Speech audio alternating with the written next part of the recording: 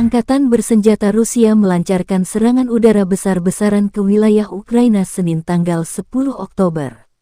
Termasuk menyerang sejumlah target di Kiev, ibu kota Ukraina. Melansir Reuters, ini adalah serangan besar-besaran pertama sejak Rusia memulai operasi militer khusus tanggal 24 Februari lalu. Serangan ini oleh Presiden Rusia Vladimir Putin disebut sebagai serangan balasan atas apa yang dilakukan Ukraina di Crimea. Rudal Rusia termasuk menyasar Kiev, ibu kota Ukraina.